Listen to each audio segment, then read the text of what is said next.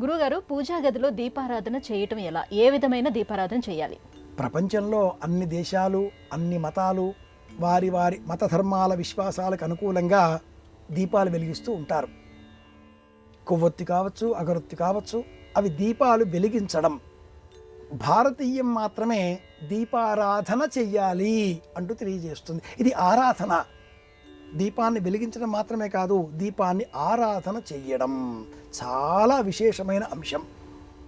ఏ ఇంటిలో 24 గంటలు, వారం రోజులు, 365 రోజులు దీపం వెలుగుతూ ఉంటుందో ఆ ఇంట్లో సమస్త సంపదలు కలకాలం ఉంటాయి.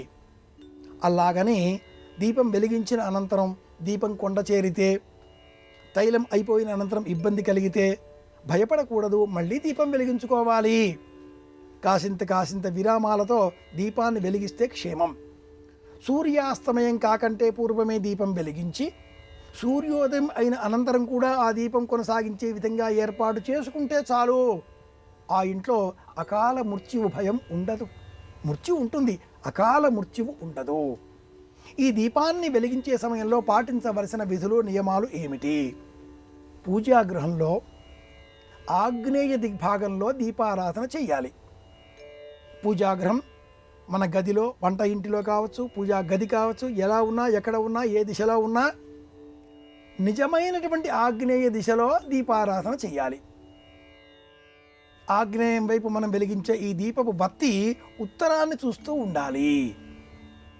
దీపం ఉత్తరం వైపు వెలిగితే ధనవృద్ధి, తూర్పు వైపు వెలిగితే శాంతి, దక్షిణం వైపు వెలిగితే కీడు, ఆభిచారికాలు, అలాగే ప్రయోగ బాధలతో సంబంధించిన దీపారాధన దక్షిణం వైపు, పడమర వైపు శత్రువృద్ధి అన్నారు. కనుక ఉత్తరం, తూర్పు ఈ 2 వైపుల వెలిగే దీపం ప్రామాణికం, ఆరోగ్యదాయకం.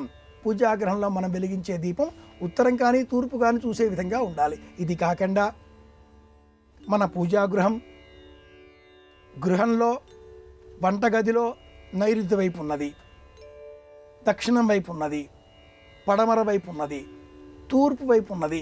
ఇలాంటి సందర్భాలలో దీపారాధన వెలిగించడం ఇబ్బందికరం అని అనుకున్నప్పుడు పువ్వత్తి, ఆకాశం వైపు వెలిగే విధంగా ఉంచే వత్తి, ఈ విధంగా వత్తిని ఏర్పాటు చేసుకుని మనం దీపారాధన చేసినట్లయితే శ్రేయస్సు కలుగుతుంది. 3 వత్తులు వెలిగించాలి. ఈ 3 సత్వ రజస్తమో గుణాలకు ప్రతీక. మనం చేసేటటువంటి సమస్త పనులకు, మనం చేసే క్రియాకలాపాలకు, ఆగామి సంచిత ప్రారబ్ధ కర్మలకు ప్రతీక. త్రిగుణాలకు, త్రివిధ పురుషార్థములకు ప్రతీక కనుక సాధ్యం త్రివర్తి సంయుక్తం. 3 వత్తులు చాలు. ఇలా దీపాన్ని వెలిగించినట్లయితే శ్రేయస్సు కలుగుతుంది, శుభాలు మిగులుతాయి. ఇది విషయం.